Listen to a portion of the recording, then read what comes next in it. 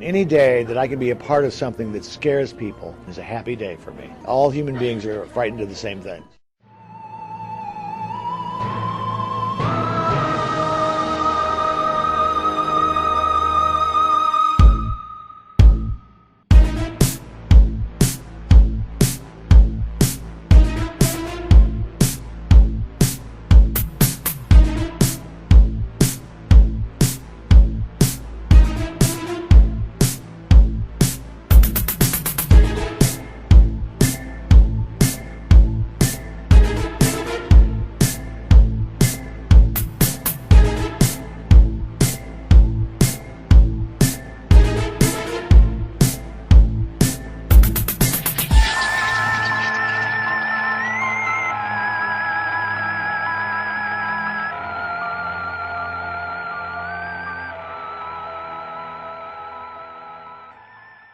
So, JD, Mr. Mash. Yes, Zach, Mr. Bangers. You remember a few years ago, probably close to a decade now, there was this TV... I don't know, man. A decade ago, I was on acid big time. Probably close to a decade now. There was this TV show called Masters of Horror. Yes. The whole premise of the show is these great horror directors coming together to direct an hour-long TV show. There are a lot of directors involved. Some of them really weren't masters. I don't think Nick Garris or William Malone count. Many of them were legitimate directors who had contributed iconic films to the genre. When it came to that list of people, what name do you think was right there at the top? John Carpenter? John Carpenter. Is there a horror director more well-known, a modern horror director more well-known than John Carpenter? Wes Craven? Debatable. Yeah, those two kind of run neck and neck. Clive Barker? Clive Barker really hasn't directed that much. You're totally messing with my thesis here.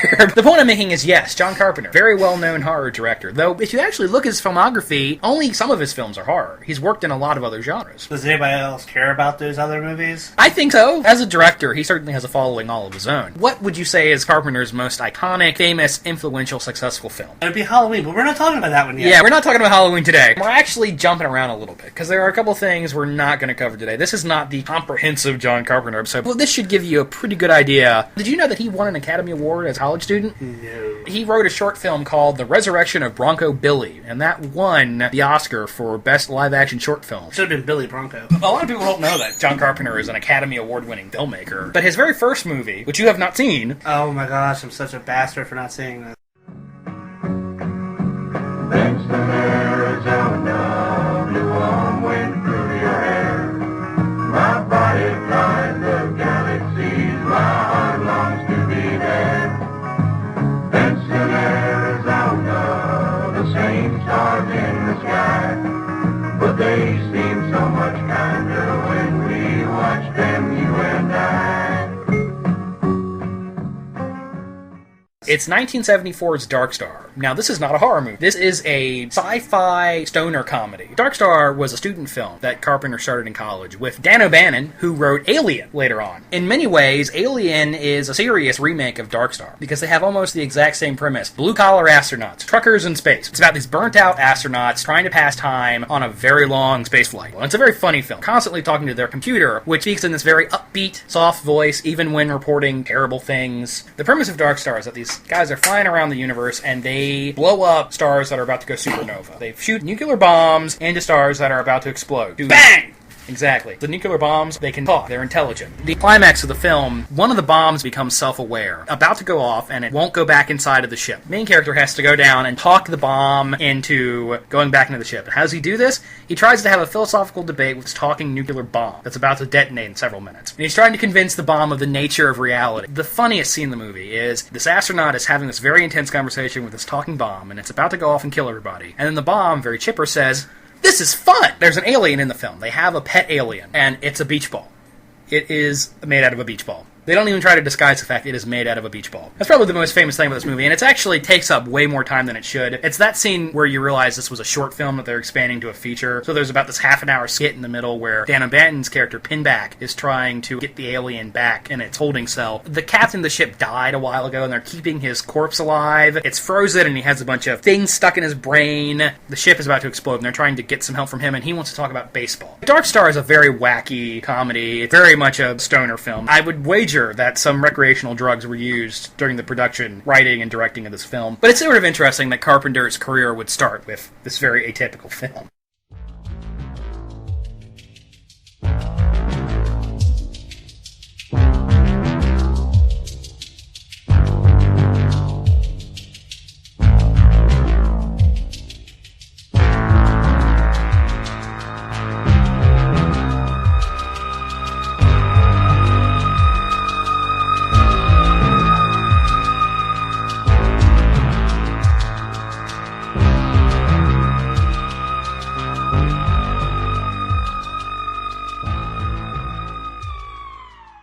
the success of Dark Star, but it would also lead to Carpenter's next movie from 1976, Assault on Precinct 13. Now, you haven't seen this movie either, have you, JD? No. Have you seen the remake? No. So you haven't seen any of the Assault on Precinct 13 films? No. Okay. Assault on Precinct 13 is a modern-day remake of Rio Bravo. Carpenter has always been very open about the influence John Ford's had on him, and he's always wanted to make a Western. And the whole premise of this movie, police precinct that's about to move across town. Skeleton crew. Only a few people there. This bus bringing this dangerous criminal in, Napoleon Wilson. Meanwhile, this evil street gang called Street Lightning is attacking the precinct. A group of small people have to fight off this large group of enemies. A siege film. I think it's a pretty good movie. If you watch it looking for Carpenter trademarks, there are a lot. There are several POV shots. It's not a horror film. In his book, Horror Films of the 1970s, John Kenneth Murr considers this a horror film, but it's not. There are a couple of horror sequences. A killer in the backseat in one scene. There's a dead body is hung up from telephone wires, and they discover it when the blood starts dripping on the hood of the car. Gang members themselves act like zombies. There's a bunch of them. They're all lacking identity. They just want to kill the people inside. I think I have seen this movie. Have you? There's a very famous scene in the movie. If you've seen it, you'll know the scene where a little girl is shot. A little girl goes and gets some ice cream. Adorable pigtail. She's just the most innocent little girl possible. A car pulls up, rolls down the window, the gang member points a gun out the window and shoots her right in the chest. This happens in the first 10 minutes of the film. I think I have seen that. It's been 15 years. There's a very long montage where they're fighting off the gang members shooting through the windows. It's cool stuff. Napoleon Wilson is very much a prototype for Snake and McCready and John Nada, all these other badasses that would appear. The cast is very good.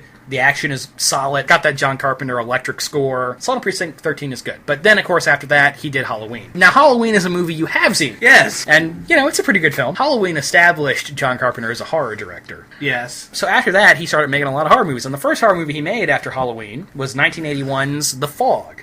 Stevie Wayne here, and let me be the first to wish Antonio Bay a happy birthday. We're 100 years old today, and keep a watch out for that fog bank heading in from the east.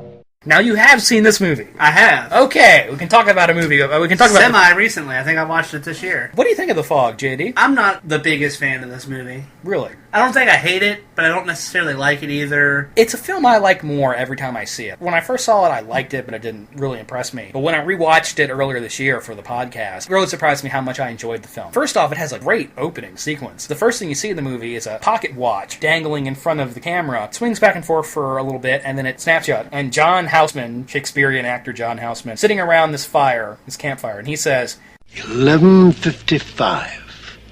Almost midnight. Enough time for one more story. And he tells the ghost story that is the central basis for this film. Now, do you happen to remember what that ghost story is, JD? No, something about a pirate killing people. The film is set in the town of Antonio Bay, which is a coast town in California. 100 years ago, a ship of lepers were heading towards the town with a large amount of gold on the ship. And the townsfolk set fire on the coast. And to trick the boat into coming up on the rocks, crashing, all the lepers died, and they went in and stole the gold. And now, 100 years later, the ghosts have returned to wreak havoc. And they've returned in a very specific mode of transportation. Could it be the fog? A large, billowing cloud of fog encases the whole town. Am I remembering this correctly? Did the townspeople melt all that gold into a cross? Yes, it melted into a giant gold cross that is kept in the church. A lot of Carpenter's films are ensemble pieces. You'll notice that watching his films. There are a bunch of characters that are in this town at the same time that get caught up in this adventure. I guess the main character is Stevie Williams, Adrienne Barbeau's character. Adrienne Barbeau in this film. I wouldn't kick her out of my bed. Oh, she's really attractive. She would actually marry John Carpenter after making this movie with him. Are they still married? No, they broke up a long time ago. It's sort of interesting to note that the opening after the ghost story, the camera goes around the town and we see little spooky things happening. Cars start up, chairs move across the room. It's all set to this Adrienne Barbeau's character who's the town DJ. She has this very smoky, sultry bedroom voice and she's narrating the whole thing. Very spooky opening. Really sets the tone for the film. I wouldn't say this movie's going for subtle scares at all. Not really an atmospheric film, even though there's all this fog. And we associate fog with atmosphere on the show. I think that actually one of the strong points of the film is the atmosphere. Go figure, the fog has a lot of fog in it. Yeah. I don't think it's going for atmosphere at all. I think this is... I don't think it's going for it, but I just think it naturally... I think it occurred without them really meaning it to. I really think this movie is just going for front-on scares. It's trying to scare the audience. It's not beating around the bush at all. There's a scene where a group of fishermen are attacked by the ghost. I don't think it goes for subtle scares at all. The pirates come out of the fog and they're stabbing them and you see the swords go through them and the meat hooks come down. It's in your face and it's right up horror. I just want to make a point that this movie speaks about what the older horror has compared to what I consider modern horror. And what I consider modern horror is from 2000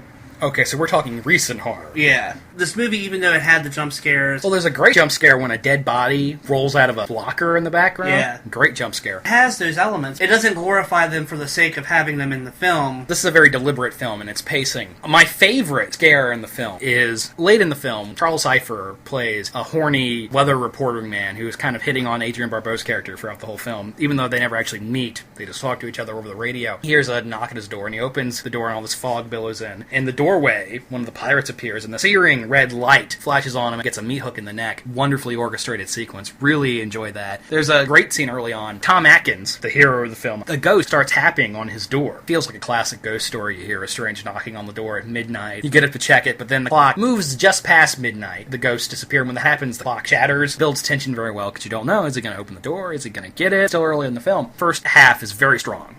Peaks early at the end of the second act. At the end of the second act, Tom Atkins and Jamie Lee Curtis's characters are in a pickup truck. Fog is encroaching. Oh, yeah. It's Red eyes of the ghost in the fog. The truck won't start. Simultaneously, there's a scene going on where a ghost is at a door. A small child is in the house being babysitted. The nanny is at the door, and everything's very I thought that was frantic. her mother. Is it her mother? I thought so. Well, everybody's very frantic. That is really a great sequence. You know what else is a great sequence? When they're riding through the town and they're trying to escape the fog. Fog is there. It should be ridiculous on paper, right? Trying to outrun a cloud of fog, but it totally works on film. Shows an overhead shot where you see all the fog coming in towards the center. Yeah. The last act of the movie kind of faltered. It becomes a siege picture in the last act. They all board up in the church. And that stuff's fine, not as strong as the first half of the film. The movie makes a mistake when it splits the film into two separate stories. A group of people in the church being attacked by the ghost, and then you have Adrienne Barbeau in the lighthouse being attacked. And then that plot line is more interesting, given less attention than what's happening in the church. What's happening in the church has more to do with the direct storyline Right. than what's happening in the lighthouse. This one's got a great cast. And unfortunately, I don't think it really serves them very well. Because it's got such a large cast, none of the characters are really that well developed. Tom Atkins, what's his deal? Jamie Lee is in the movie. Her character is Hitchhiker, who Tom Atkins picks up. And what does she do after he picks her up? Has sex with him? Plays against Jamie Lee's image at the time of the virginal final girl. And I feel like that was deliberate. Yeah. Janet Leigh, Jamie Lee's mom, is in this. Even though it's great to have Janet Leigh, and again, their character is kind of underserved. I really wish Adrienne Barbeau was maybe given more to do, because she's great in this film. She actually does give a very good performance. She's very much a Laurie Strode type character, because she's just very tough. She does not give up, she doesn't die, she keeps fighting. She doesn't need a man to save her. But the one performance in the film that's really great is Hal Holbrook. He does it both ways. He's very conflicted. He feels very guilty about what his ancestors did. At the same time, when it comes time to give up the gold to the pirates, he's not really all that willing. He becomes pretty possessive of it. Interesting character. Like I said, it's not that it's a bad as far as my personal preferences go. Fan, but I don't hate it. I don't think it's a bad movie. I feel like it's a really strong follow-up to Halloween. This is really a filmmaker in his prime at this point. Yeah, it's definitely a strong follow-up, yeah. Hey, number one! You're the Duke! You're the Duke! You're the Duke! Way number one. Halloween Fog, successful films, has this reputation now as horror, and what does he do for his next follow-up? He does another action movie. 1981's Escape from New York. Now, you have seen this movie, right? Yes, I have. What's Escape from New York about? It's about Donald Pleasance screaming, "You're the Duke! You're number one! Hey, number one! You're the Duke. British Donald Pleasance playing the President of the United States. Film is set in then future year 1998. Crime has overwhelmed New York City to the point where the government said, fuck it, walled up the whole city and said, you guys can keep it. Now, fate would have it that the president plane, right on the night of an important peace treaty talk with one of the countries the U.S. is at war with at this time, is hijacked and goes down in the middle of New York City, in the middle of this crime-infested cesspool. What do? They get the baddest motherfucker they can find, who is Snake. Snake Plissken, played by... Patrick Swayze? No, not Patrick. Oh, well, then it must be the other guy, Kurt Russell. Kirk Russell, yes. They say to him, Snake, are you a bad enough dude to rescue the president? And he goes...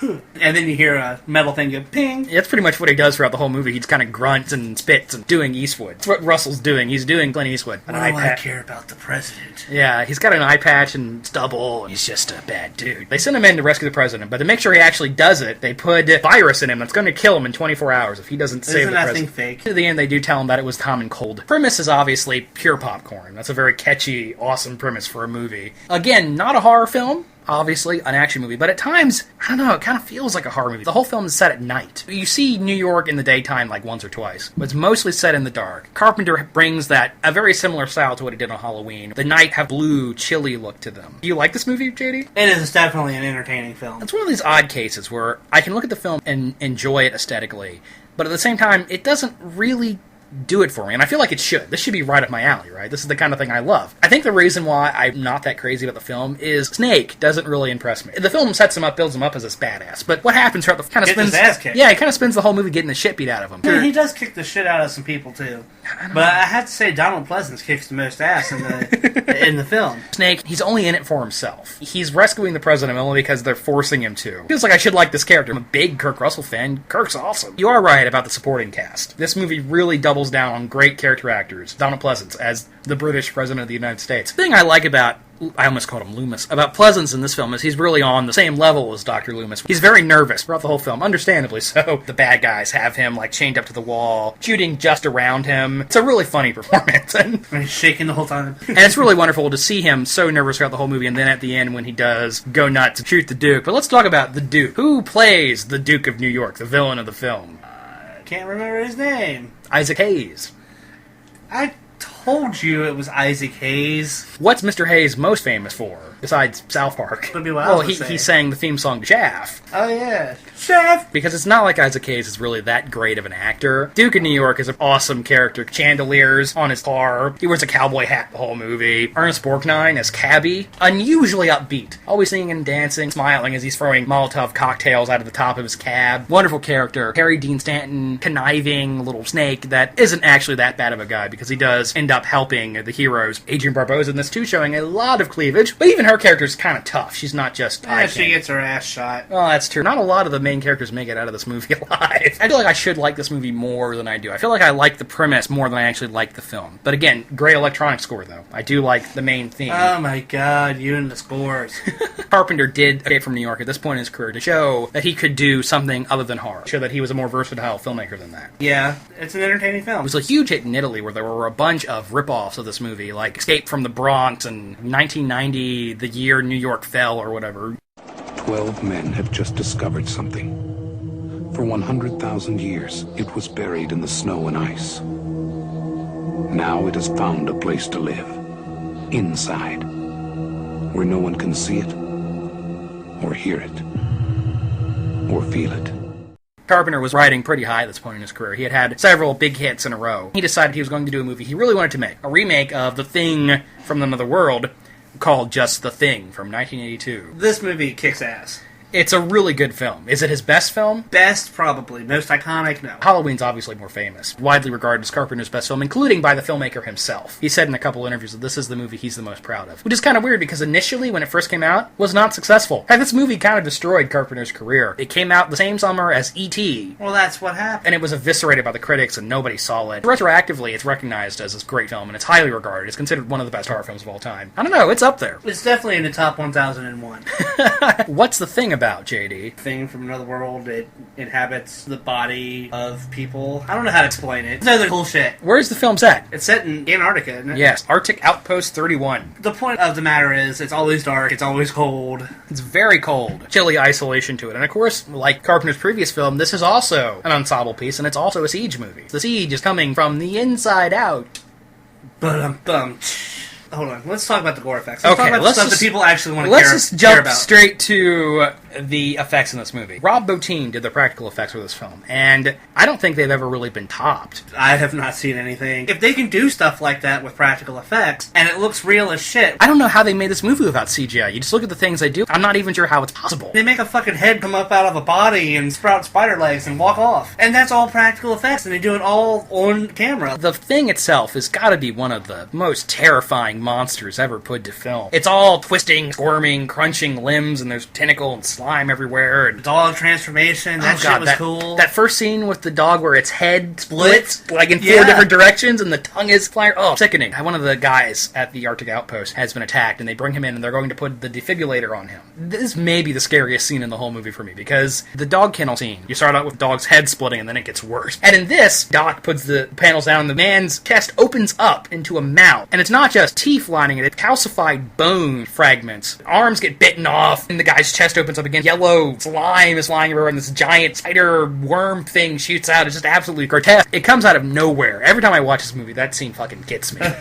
They find Bennings out in the snow, and he turns around to face them, and his hands have like grown up into these tumors, and he releases this unearthly howl. I once read a list why horror movie characters scare us. Dolls are creepy because they remind us of babies, and zombies are creepy because they remind us of people. And then the end of the list was the Thing is scary because it's scary, fucked up shit. I'll agree with that. I'll allow it. As good as the defibrillator scene is, and it's really good, the blood test scene, I think, is actually more impressive. Yeah. Somebody in the building is the Thing. It takes you over on an atomic level, and they're trying to figure out who is the Thing, and they realize that every atom of this creature fights back, so they decide they're going to have a blood test. They get a little blood of everybody, and they take a hot wire. They stick the wire in the blood. They put that in the blood, and there's always a little sizzle when it happens. They've got all these people tied to this fucking couch, as the one guy says. Such a deliberate, slow-building scene. Every time... Which one is it? Every time the needle comes down, you're like, oh, what's going to happen? Builds, and you're just on the edge of your seat when McCready finally sticks the wire in the blood and shoots up, falls on the ground on the blood itself. The guy at the end of the couch, his eyeballs are bleeding, and his head splits into a giant mouth. Oh man. Amazing.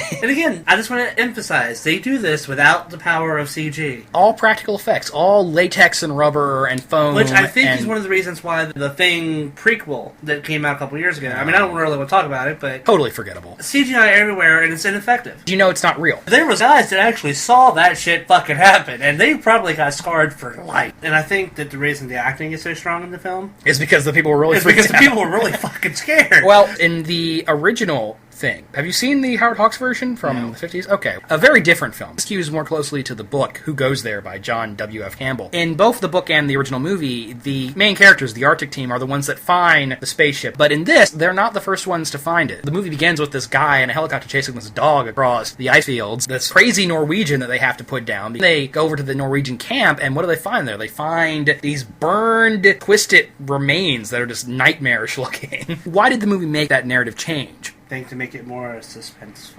Ramp up the mystery so that the audience really doesn't know what's going on. And actually, the first scary scene of the film is not when the dog's head split opens. It's right before that. When the dog is walking down the hallway by itself, there's somebody in this room over here, and the dog stops, looks in the room, waits, and then keeps on going down the hallway. That's the first time you realize that this isn't a normal dog. Great acting from that dog. Whoever trained that dog did a good job.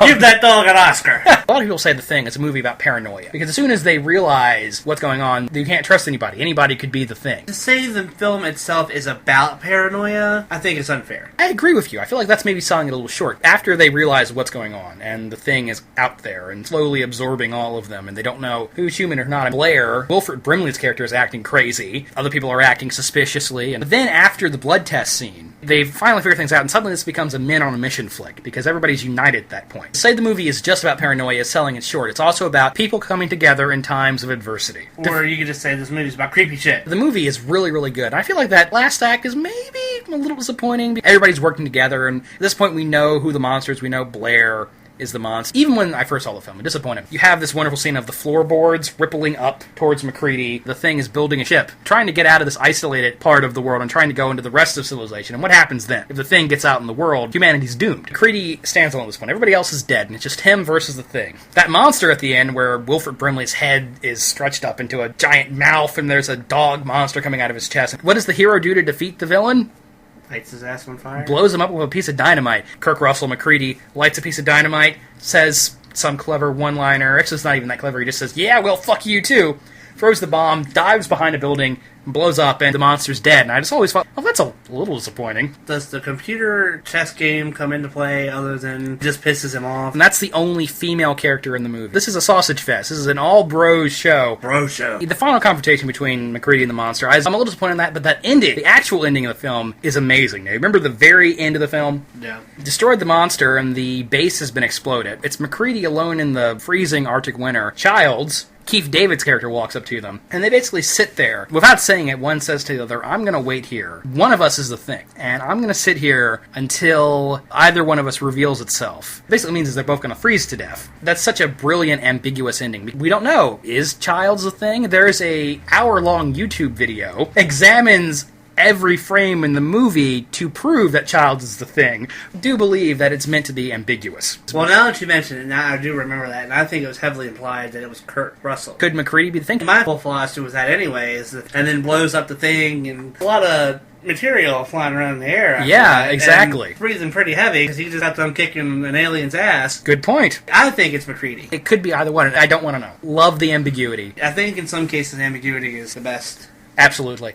The only problem I have with the movie, and really it's the only problem, once again, it's in a large cast, and a lot of the people aren't really that developed. Kirk Russell's cool. McCready is probably his best performance. He's not playing his traditional hero part here. Windows, he's the squirmy dude. Palmer, who's the stoner helicopter pilot. Knowles, who's the laid-back cook. There's Clark, who's the guy who loves the dogs. They're very loosely defined, the cast. Well, you say that McCready is Kirk Russell's best performance, but I would like to remind you about Mr. Jack Burton. Well, you know what old Jack Burton says.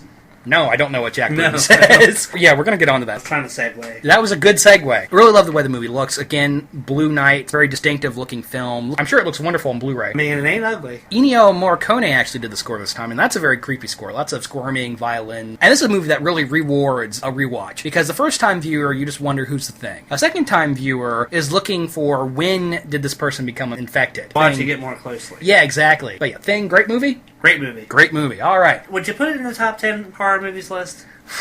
I can't even make a top 10 best horror movies list. There's just too many movies I love for that to work. It's definitely pretty high up there. It's definitely top 50. Yeah, top 50, sure. I don't know where on the top 50 it would fall, but it would fall in there somewhere. You know, we ought to do that for an episode one time. We should do that for an episode sometime. I'm going to put that down on our 100-plus list of episode ideas, most of which we'll never get to. This is Jack Burton in the Pork Chop Express, and I'm talking to whoever's listening out there. It's a pretty amazing planet we live on here, and a man would have to be some kind of fool to think we're all alone in this universe. Thing, actually, huge bomb at the time. Carpenter did a couple of work-for-hire jobs. He did Christine, which is not a bad movie, not a great movie. He did Starman, romantic sci-fi film. 1986, Big Trouble in Little China. And yes, this is the film that introduced Jack Burton to the world. You know what? I take it back. Jack Burton is Kirk's best performance. Jack Burton is fucking awesome. What is Big Trouble in Little China about? Jack Burton getting the shit kicked out of him by a bunch of angry Asian gods. He's a trucker that comes into Chinatown to hang out with his friend Wang. Does somebody refer to him as Big Wang? I don't think he's referred to as Big Wang, no. Because they really missed an opportunity there if that didn't happen. But his girlfriend is kidnapped by Chinese gangsters. That would be enough plot for most movies. Film's just getting started. They're driving through this alleyway, and these two Chinese gangs are getting in a fight. But then what happens in the middle of the gang fight? Raiden comes down. The three storms descend from the sky and start killing everybody. And these guys are shooting lightning out of their hands and flying through the air. Jack gets in his truck and drives off and runs over a 10-foot-tall Chinese dude. There's three storms, but they each have a different power. Yes. There's the God of the lightning. There's lightning. And then there's thunder.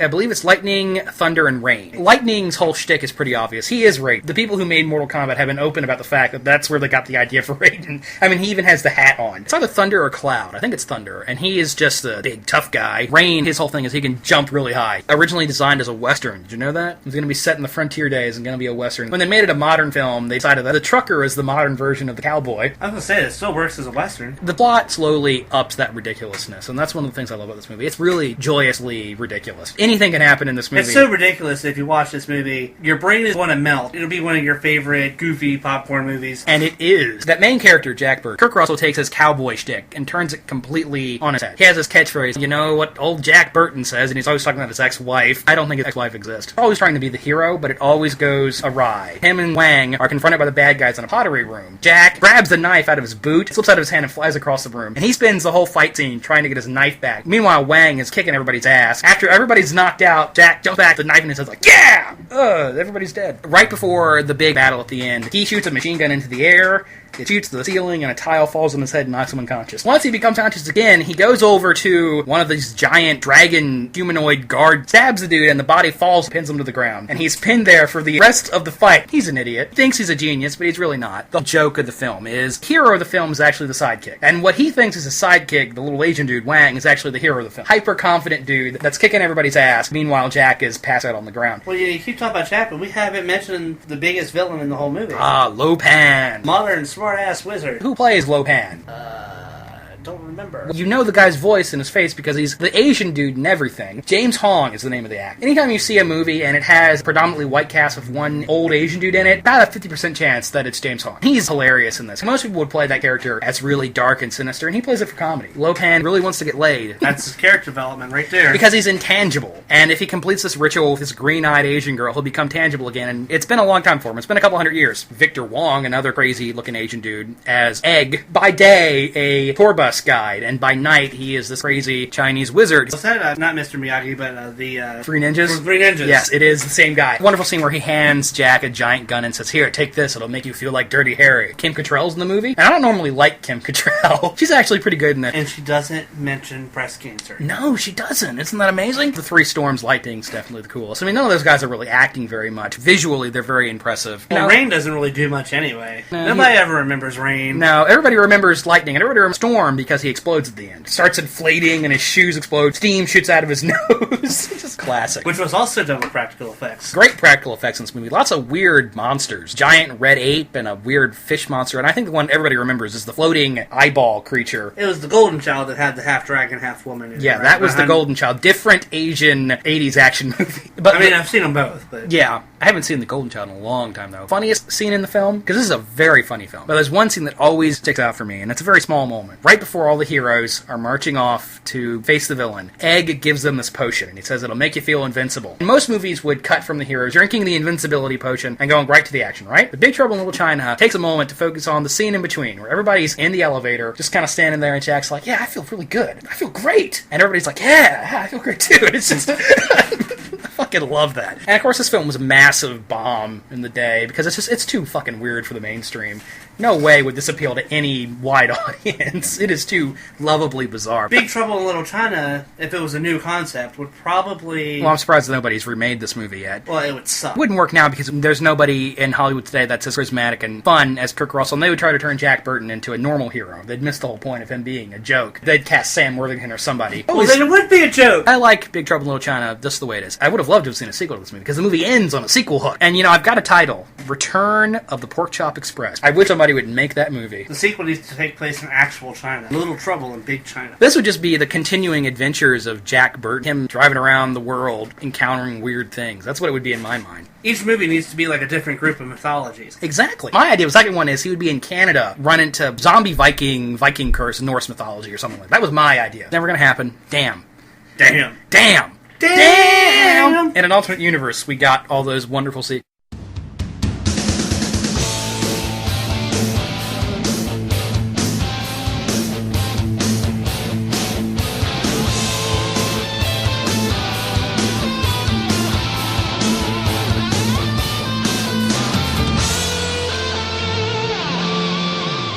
What was John Carpenter's next movie from 1987, JD? A god-awful movie that I absolutely hate. What? I think it's a stupid movie. You don't like Prince of Darkness? I do not like Prince of Darkness. Podcast over. Get out. Are you serious? We're done? Yes! What don't you like about Prince of Darkness? Everything. No. I mean, zombie hobos and...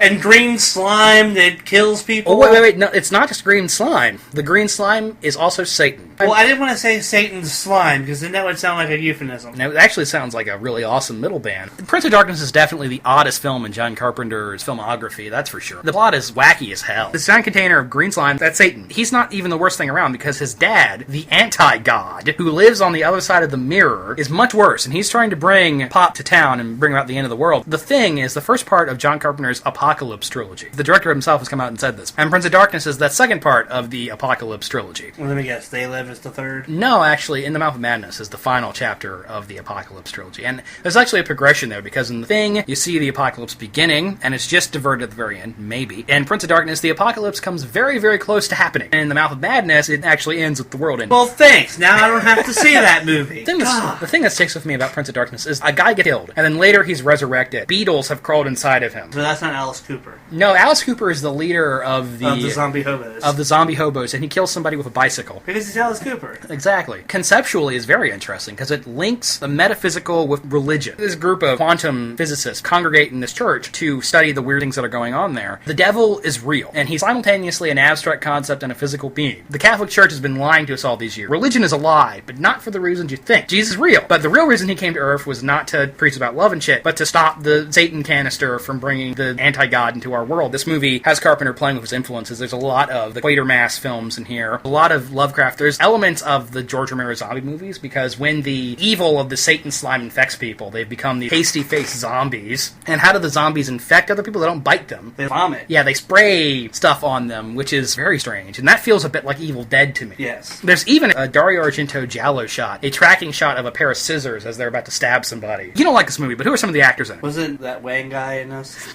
Dennis Dunn is back, kind of the comic relief. James Wong, or whatever. Victor Wong. Victor Wong. Victor Wong is actually playing the Dr. Loomis role. The man of science who's having his beliefs challenged. Donald Pleasance in the movie, he plays a priest who has lost his faith, and over the course of the film regains it. The movie should have starred Tom Hanks. Instead it stars some dude named Jameson Parker, who looks a lot like Tom Hanks. Has the mustache, but it's not him. Should have been Tom. Then there's the guy with the weird hair that turns into Beetle Man. It has a large cast, but a lot of those characters don't make it out of the movie. You seriously don't like this film? You don't think it's creepy or anything? I think it tries too hard to be creepy. I feel like it actually succeeds at being very creepy. Things that are happening, and they don't make any sense. The Satan slime is being unleashed. It's cooling upside down on the ceiling. It's a very strange effect. You look at that and you don't really know what's happening. They did it in Nightmare on Elm Street 2 years earlier. Not exactly. The movie gets more genuinely ominous as it goes on. And what about those dream sequences? You don't like the dream sequences? You don't remember? Every time somebody goes to sleep, they get a peek of a nightmare. Well, they think it's a nightmare, but the voice in the dream says, this is not a dream. This is a broadcast from the year 1999. You are perceiving this as a dream. And you see more of this throughout film, and each time it becomes more and more ominous. And it's this image of church, and something is trying to come through the door. How does the film end? It ends with the mirrors become liquid. The anti-god almost gets through. The lead character's love interest gets pulled through to the dark side when Donald Pleasance smashes the mirror, trapping the anti-god on the other side of reality again. Much like The Thing has a very ambiguous ending, where the lead character is very distraught over losing his girlfriend. He has a dream where he sees the same nightmare everybody's been having, and it ends with the girl walking through the door. He wakes up, and he looks towards the mirror, reaches out for the mirror, and his fingers slowly approach the glass, and just before they touch the glass, cut to black. Now, what happened? This is my interpretation. He touches the mirror and nothing happens. But however, then he starts to work on his quantum theory, trying to bring his girlfriend back through the other side of the mirror. And when he does succeed in bringing her back in the year 1999, she's different. That's how I interpret the dreams and the ending. You know what I think happened? In the Mouth of Madness. I mean, I've never seen it, but I was just going by what you said earlier. Yeah, those films are sort of similar. The only thing that doesn't work for the movie is that love story. I don't really feel like the actors have chemistry. The two meet and they immediately fall in bed. But there's not really a lot there. But I like Prince of Darkness. I'm very surprised you don't like it. I guess I don't hate it. I don't really care for it, I guess. Well, nuts to you. I have come here to chew bubblegum and kick ass. And I'm all out of bubblegum. Alright, so you haven't seen these next two movies we're going to talk about here. Nope. They Live from 1988, great movie. I love They Live a lot. Action sci-fi film. The whole premise is that all Republicans are evil aliens from outer space. They have. Oh, well, that makes sense. They have subliminally brainwashed the entire world by putting these messages on everything we look at and read and consume. All the billboards say, obey, conform, reproduce, don't question authority. On money, the phrase, this is your God, is written. And how do we find this out? Our lead character, John Nada, played by Roddy Piper, drifter walking from town to town trying to get work, is not having any luck getting work, stumbles upon a box of sunglasses. And when you put these sunglasses on, you can see the truth. You see these weird messages, and you see that some people are alien, blue-skinned aliens that look like skeletons. He decides that he's going to change all this. What out of context would be a random shooting massacre. But it works because, first off, we know the people are alien. Secondly, because Roddy Piper's awesome, delivers these really great lines. The most famous line from this movie is, I've come here to do two things, kick ass and chew bubblegum, and I'm all out of bubblegum. The first act is very slow paced, setting up the situation. After the glasses go on, the awesome action starts. The second act is really brilliantly paced because it alternates these big action sequences with slower scenes that have quiet tension to them. Even though the last act is kind of sloppy because the characters kill one of the aliens and his watch opens up a portal into the alien secret base. It has a really great ending. What the hero's last act before he dies is to flick off the aliens because that's the kind of character Roddy Piper is playing in this. The action's really great. You've got the most enduring contribution to action is the fight scene between Roddy Piper and Keith David, where he's attempting to get David to put these glasses on. And it results in this 5 minute long street fight between the two where they just beat the ever-living shit out of each other. It's amazing. You can find it on YouTube. It's a very famous scene. They recreated it shot for shot on South Park. Meg Foster, whom we've met. Who's very lovely. Who is a very nice woman. Of course, as always, she plays an evil bitch in this. She has the perfect eyes for it. Well, yeah. Carpenter loves his POV shots, and this time he puts them on the barrel of guns as they're shooting. The score has this bluesy jazz element to it, which makes sense since this is a story about the common man fighting against the evil blue alien. They Live's a great movie. You should see it.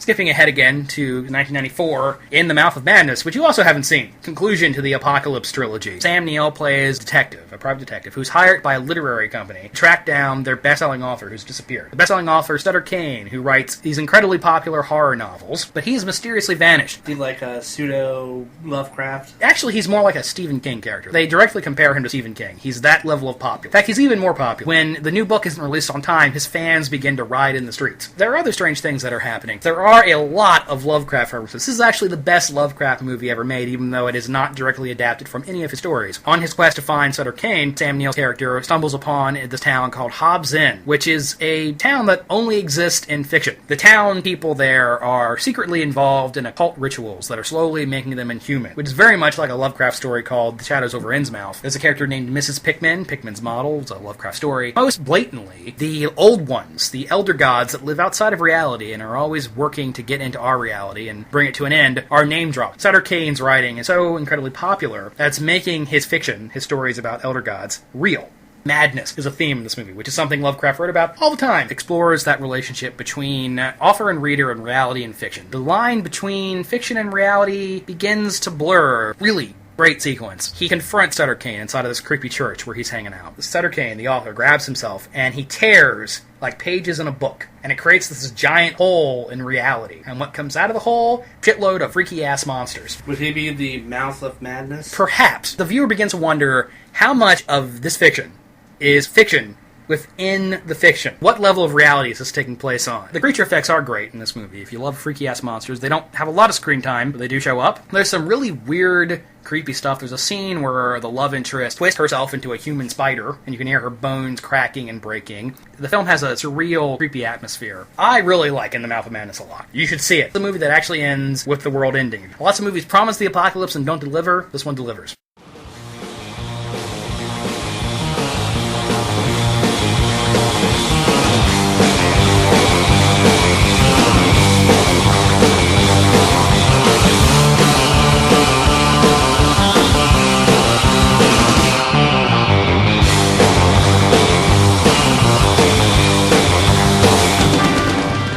What's the next movie on the list from 1996, JD? Escape from Al? Escape from Al? Escape from Law. No, JD. That's incorrect. Oh, well then it must be the other movie, Escape from L.A. The 10-year later sequel to Escape from New York. Now, what are your thoughts on Escape from L.A., which you have seen? Pam Grier has a man's voice. Is that your only thought?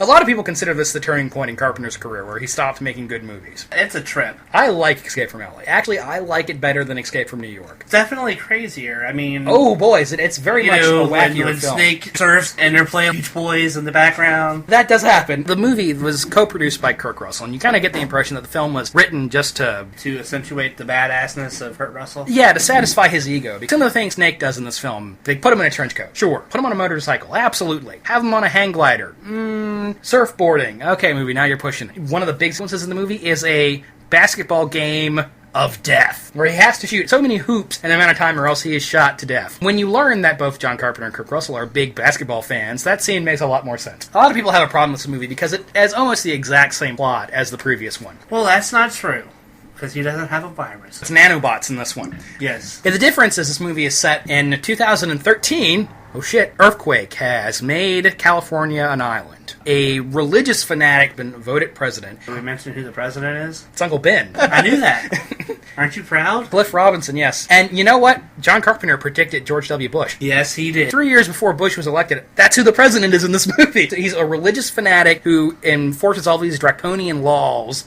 Total asswipe. John Carpenter is a prophet. President's daughter has been, they say, kidnapped by this terrorist, but she's actually gone willingly. And they have it's not a nuclear bomb, but it's the kill switch that's going to turn space weapons that are around the Earth, send out a giant electrical impulse, and knock out all technology the world over. The bad guy has this button, and he's going to press it in 24 hours, unless Snake is a bad enough dude to stop him. That's a very similar plot to the first film, basically switching codes. You said this movie is wackier than the original.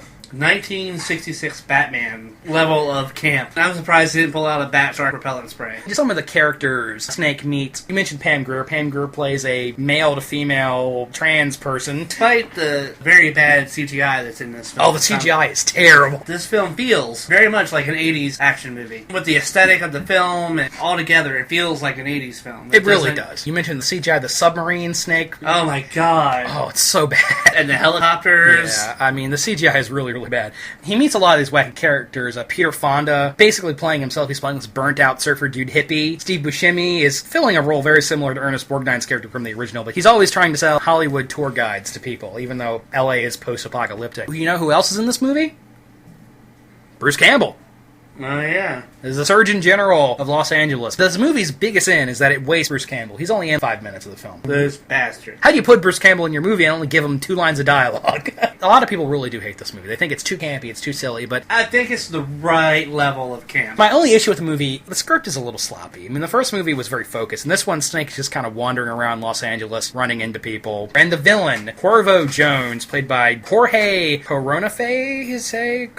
I have no idea to say the name. He's no Isaac Hayes, that's for sure. Instead of having chandeliers on his car, he has a disco ball. But he's not the Duke. He's not a number one! But compared to the first one, I really love this movie's ending. Should we spoil the ending? I mean, this is a 10-year-old, 20-year-old film almost, but the ending is really in character. God. The ending is really in character with Snake. What he does makes a lot of sense. I was going to say, it's not a goofy movie. It's a goofy-ass movie. So we agree on this one, though. We enjoy this one. Yes. Good. We usually agree on movies. Sometimes.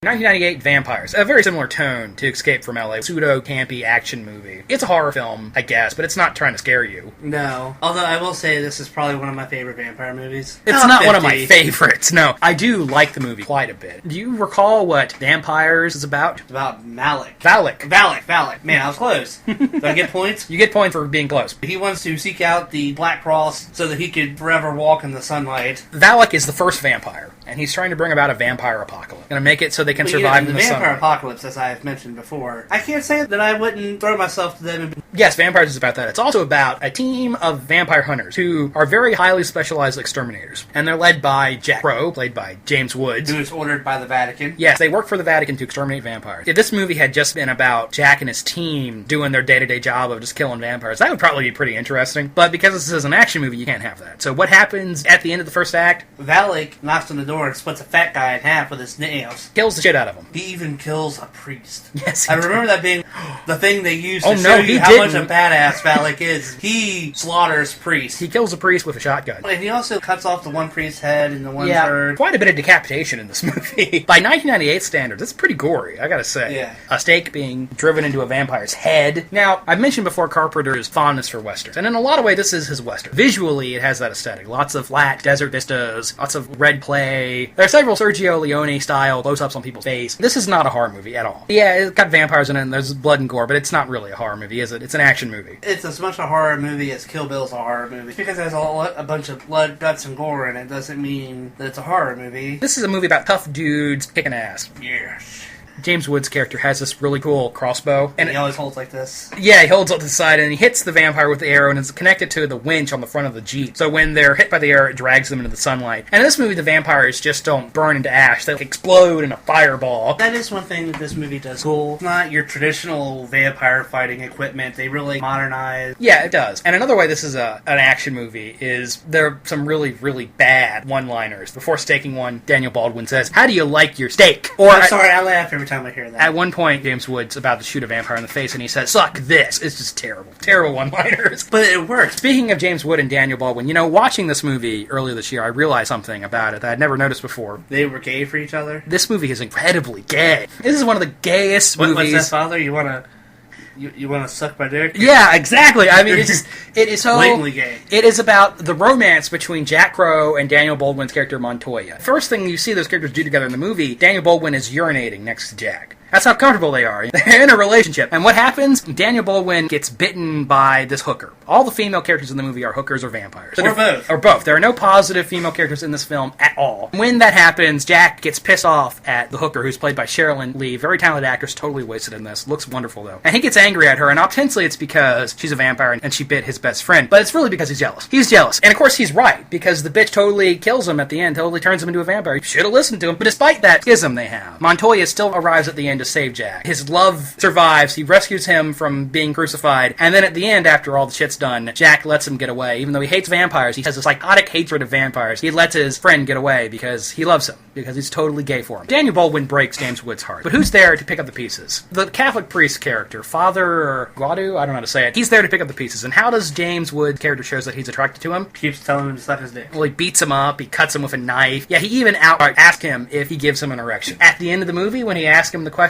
again, the priest says yes. They have found each other. They've realized their love for one another. Now, let's talk about Valak a little bit. Mm-hmm. Effectively creepy vampire. Yeah, I don't know if he's creepy, but he's cool looking. I thought it was a neat decision. It's a cliche that vampires wear trench coats. And usually it's lame and stupid. Here, I actually kind of like the way how the trench coat becomes the modern version of the cape.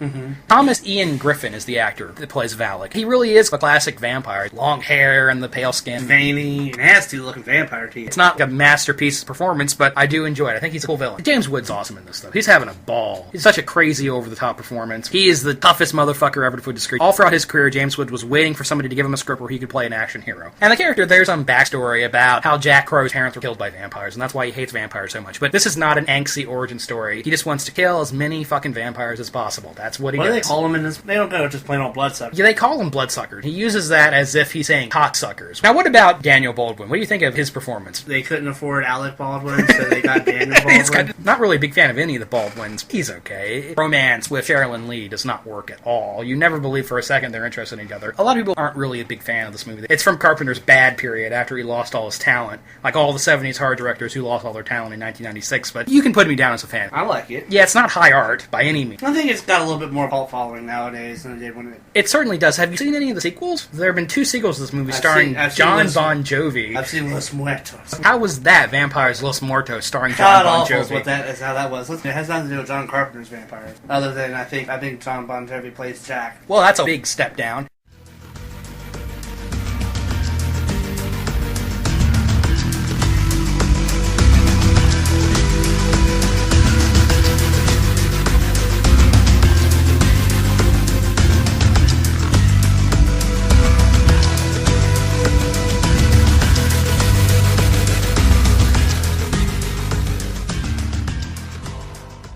Carpenter never really had a huge hit again after The Thing. Some movies were more successful than others. He had difficulty finding a big hit. In 2001... Ghost to Mars wasn't it? Yeah, no. It almost ended his career. In fact, I think this movie almost ended the careers of most everyone involved with it. If it only would have worked for crazy motherfucker named Ice Cube. Ghost of Mars is widely regarded as Carpenter's worst movie. Yeah, do you agree with that? You think it's his worst movie? Worst one I've seen. It's bad. What's the premise? In the future, humanity has abandoned Earth. On Mars is a matriarchal society, a society ruled by women. That's an interesting premise for a movie. The movie's not actually about that. Instead, it's just set on Mars in this matriarchal society. The movie brushes over its most interesting aspect. And instead, it's almost a remake of Assault on Precinct 13. Because you have a group of Martian space commandos on a train going to pick up Bad Dude. Now, who is this Bad Dude? Crazy motherfucker named Ice Cube. Yes, he's playing a character named Desolation. Desolation Williams. Now, see, his last name should have been Way. I agree. As far as bad dude nicknames go, Desolation, it's kind of awkward. Them going to pick up the criminals, not really what this movie is about. Once they get there to pick the guy up, they have found the prison has been taken over by space zombies. Human beings that are possessed by the ghost of Martians. Do you know what the biggest problem this movie has? What's that? It wastes Pam Grier. You can almost say that any of Carpenter's films are ensemble pieces. Pam Grier's in it, and she has 10 minutes of screen time, or she dies. She should have had more to do, definitely. Cast is way too large. And they kill her off screen, even. Yeah, she doesn't even get an on-screen death scene. And the cast is way too large. 5 or 6 space officers. You've got a crazy motherfucker named Ice Cube. There are a couple other survivors in the prison. This doctor shows up that conveniently explains the backstory for everybody. The rest of Ice Cube's criminal crew shows up, and that's like 15 characters. There's no reason for the audience to care about them. Who stars in the film besides Ice Cube? The blonde chick that I can't remember her The blonde name. chick from Species? Yes. Natasha Henstridge is her name. Honestly, she's not a bad actor. She does okay in this. Not to change the subject, but wasn't the doctor in that played by the girlfriend from Grumpy Old Men? The actress is Joanna Cassidy, and I don't know if that's who that is. She was very bad in this film. Her performance is terrible. But Natasha Henstridge does okay. And there's a scene where she beats up a zombie with her bare hands that actually sort of works. The weird thing of the character is her character is a drug addict, though. She's addicted to some sort of space hallucinogen pill thing. Face drug. Little effect on the plot. But Jason Statham is in the movie, an early film for him. Steak. Yeah, the steak. And disappointingly, he does not sizzle in this. He doesn't even throw a kick. He's always hitting on women. And like, would that even exist in a world where women are the dominant gender? And even try to set up a romance between him and Natasha, and it doesn't work. Ice Cube is bad in this movie. I'm sorry, what'd you say? The crazy motherfucker named Ice Cube gives a very bad performance in this film. You agree with me, right? Yes. I mean, I agree that this movie's gone off. He really is not well suited to the action hero thing at all. He seems to have very little interest in what's happening. He always has the same face. Like somebody just cracked a fart. At the last act, characters start dying left and right. The zombies start killing everybody. Characters are dying and you don't even care. Clea Duvall's in the movie. Do we like Clea Duvall on the show? I don't even know who Clea Duvall is. The goth chick from The Faculty. Oh. I like her. She's in this. Her character dies. Jason Statham, important character, dies. Story moves on. No attention is paid to that at all. Blood is way too bright, way too thin. Carpenter has this weird obsession in this movie where bombs go off and characters are sent flying through the air in slow motion. This is a really off day. I don't know what was going on, but he's not on his game. The self-mutilating zombies. How do you feel about that? Don't like it. To answer your question about I don't know what happens to horror directors, the talent that they lose is due to the fact that drugs are illegal now. The special effects are really bad. The CGI is really bad. There's a heavy middle score, which is super distracting. It's really more just incredibly boring. And you really shouldn't say that. It's Escape from Mars. I wish it was Escape from Mars. I'd rather see that movie. If they just put Kirk Russell in it, it would have been improved by at least 10 points. It almost ended John Carpenter's career. He didn't make another movie for 10 years. He's talked about this. He has his roots in independent film. He was sick of working with the studio system. Maybe Ghost of Mars was a compromised affair. The movie has enough of his trademarks in it that I think it really wasn't, and that it was just kind of a shitty movie.